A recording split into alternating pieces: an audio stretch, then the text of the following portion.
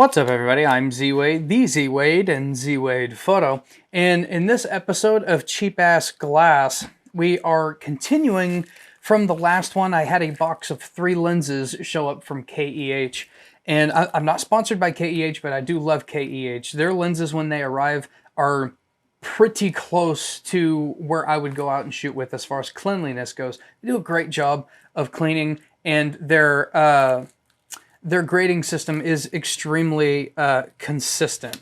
Today we are looking at, well, I don't know what it is because I haven't unwrapped it yet, but it's one of 2 Nikon lenses, both of them in excellent condition. So before I unwrap this, I want to invite you to zwadephoto.com. Roll the promo. There you can check out my personal art portfolio, 4 different categories containing my favorite images of those categories. If you want to help support the channel, you can swing by the print shop and pick you up a print. I have several enrolls ready to go right now. You could swing by the ZWade Photo merch shop and pick yourself up a Do It Right, Do It Raw coffee mug. We also have the ZWade Photo t-shirt available in 2 colors, and guys, the material is soft, as are the hoodies. The material is so soft. These are available in 3 colors, navy blue, black, and if white clothing is your thing, we've got it in white. Last but not least, my favorite, the embroidered ZWade Photo hat, available in 2 colors. If you'd like to help support this channel, swing by zwadephoto.com.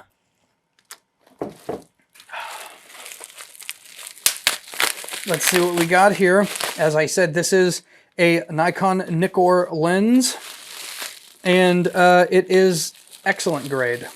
So we probably get our... Is it? Okay, it was fuzz. I thought there was a piece of metal flying around in here.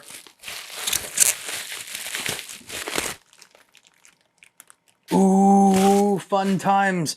Just like the 200mm. This is from the same kind of era as the 105 f2.5, which is like one of my favorite older lenses ever.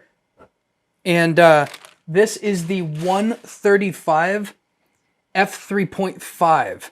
And this lens is made in Japan.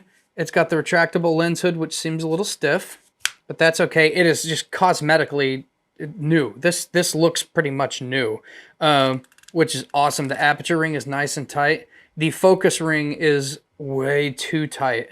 Again, I can't turn this with one finger, but maybe this thing is just incredibly new. Maybe it never really saw much life, so maybe it didn't have time to break in.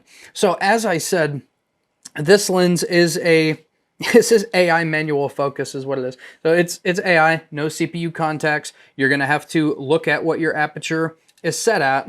Otherwise, it's, you know, you're just not going to know, because it will not communicate with your DSLR camera or mirrorless camera. And so this lens actually has a few different versions. So they've been making this lens in lots of different iterations for a long time, as they have the 105. There is also a 2.8 version of this. As I understand, they're optically the same. The 2.8 version should be more expensive. The difference between f2.8 and f3.5, maybe in the film days that would give you something, but in the digital era, when you're adapting this, or if you're just throwing this straight onto your, like a Nikon f-mount lens, it's really not that big of a deal. So why not just save you a couple bucks and go for the 3.5?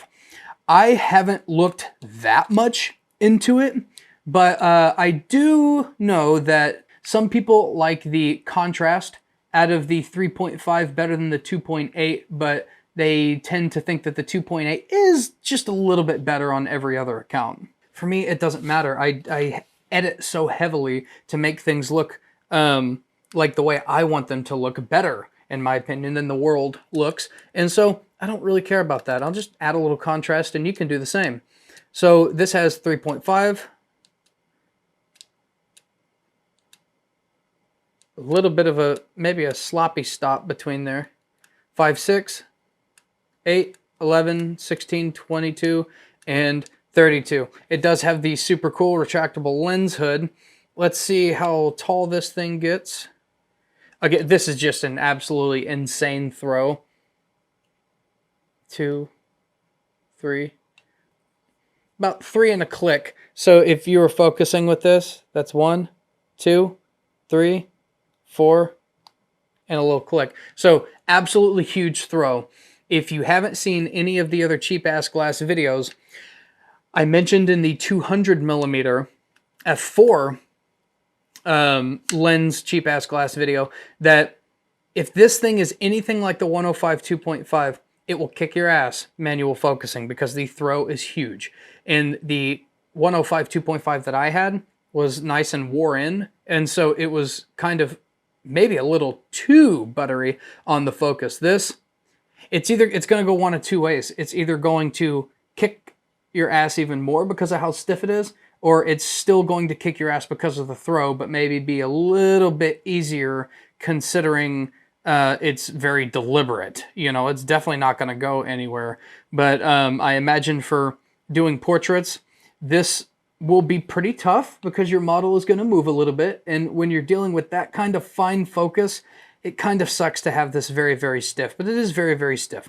I can't fault it because this is basically brand new, and I paid $128.88 for this. That's a bargain for this era of lenses. And I've said before, and I'll say it again, Nikon lenses from 85 to 135 are some of their best lenses, in my opinion. I just think they do an incredibly good job in that range. And so I'm super excited to try this out. And you know what? Now that I have the 135 and the 200, I don't have the 105 2.5 anymore.